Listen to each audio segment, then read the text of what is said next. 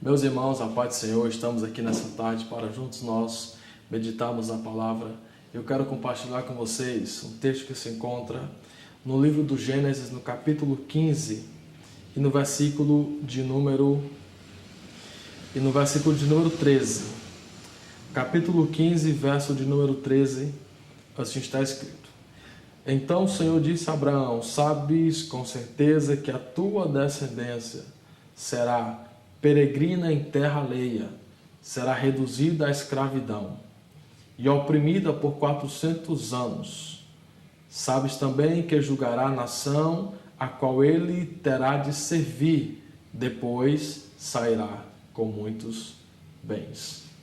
Quando eu olho para esse texto aqui, Deus se revelando para o patriarca Abraão, automaticamente eu paro para pensar o seguinte: no capítulo 12, Deus manda Abraão sair da sua terra, sair da sua parentela, sair da casa de seu pai, porque o que Deus tinha para a vida de Abraão era algo bem maior do que ele imaginava. A promessa era uma promessa de uma grandiosidade, de fazer o nome dele grande, e que muitas nações seriam abençoadas mediante a promessa que estava sobre a vida dele. Vai passando-se o tempo. A promessa parecia um pouco esquecida por Deus, ao ponto de que o próprio Abraão vai indagar com Deus perguntando: como serei abençoado? Como a minha descendência vai alcançar milhares de pessoas, sendo que nem eu nem minha mulher temos um filho do nosso sangue? A Bíblia fala que Deus ele vai cumprir a promessa, nascendo Isaac. Agora, quando Isaac nasce, o povo vai passar por um período de grande tribulação. Mas quando eu olho para o capítulo 15, verso 13 e verso 14, eu entendo que toda a linhagem de Abraão vai ter que passar pelo processo até chegar no cumprimento da promessa. Aqui está uma profecia na vida de Abraão dizendo que a tua descendência será como peregrinos em terra alheias e será reduzida à escravidão. Quando eu olho para isso, eu entendo que, passando a genealogia, quando eu chego no capítulo 36 do livro do Gênesis, a Bíblia vai dizer que aquele que era o topo da linhagem de Abraão, Jacó, vai ter um filho. E um desses filhos vai ser mais amado, chamado José. Deus vai começar a dar alguns sonhos para José.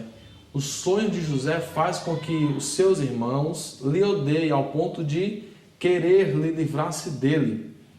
Quando eu olho os seus irmãos entregando José, colocando dentro do calabouço, esperando que alguém passe, leve José, a Bíblia fala que José vai parar dentro do Egito como escravo, sem entender, sem compreender qual propósito tinha aquilo. Porém, a profecia já tinha sido lançada sobre a vida do seu avô Abraão, dizendo que a tua descendência será peregrino em terras alheias e será reduzido à escravidão. Pois bem, José era para ser tratado como um príncipe, agora foi reduzido à escravidão, sem entender o propósito que Deus tinha. Porém, era o começo de um cumprimento de uma promessa.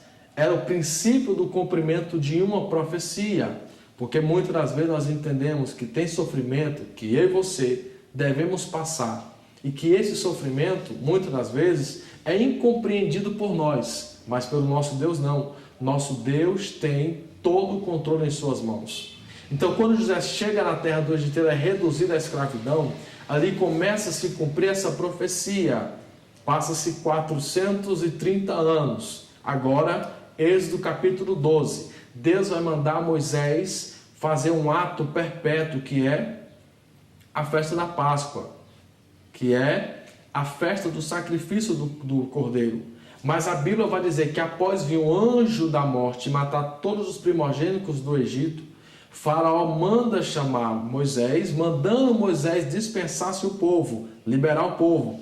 Porém, a Bíblia vai dizer que Moisés vai tomar uma atitude inusitada, que todos ficam assustados, porque só a liberação da saída da terra do Egito, em direção à terra que Deus prometeu para o seu povo, já era o cumprimento de uma profecia. Moisés era para estar saciado com tal ato de Faraó, de ter liberado o seu povo para poder sair da terra do Egito a entrar em Canaã. A profecia iria se cumprir. Só que o texto vai dizer no capítulo 15, tu porém irás Versículo 14, sabes também que julgará a nação, a qual ele terá de servir, depois sairá com muitos bens, ou com muito ouro, com muita riqueza.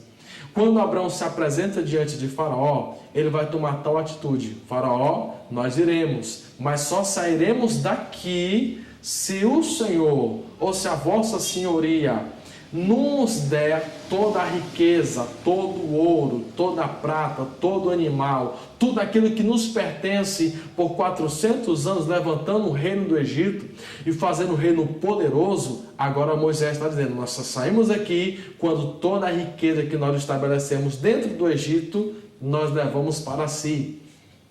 Entenda, o que 400 anos fez com que o inimigo se crescesse, se fortalecesse e se engrandecesse, em um dia o Senhor fez aquele reino empobrecer, para cumprir-se uma profecia que Deus disse para Abraão, que a tua terra, a tua semente, será peregrino em terras alheias, será reduzida à escravidão, mas no final de tudo, vocês irão sair com muitos bens. Eu quero finalizar essa meditação, esse pensamento com vocês, falando uma coisa: hoje você não deve entender, compreender, até mesmo não consegue encaixar o que está acontecendo na sua vida. O cenário não é tão propício para uma alegria. Você pode estar semelhante a José quando chegou no Egito, sem entender, sem compreender. Era príncipe, foi reduzido à escravidão. Era patrão, foi reduzido a funcionário. Mas entenda uma coisa: acima de tudo isso, existe um propósito muito específico de Deus na sua vida.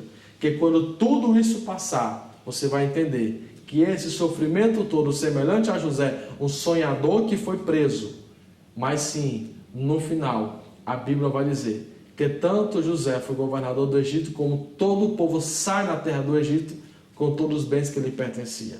Então, que você possa meditar nessa palavra nessa tarde e entender que acima de todo o sofrimento existe um propósito divino da parte de Deus para a tua vida.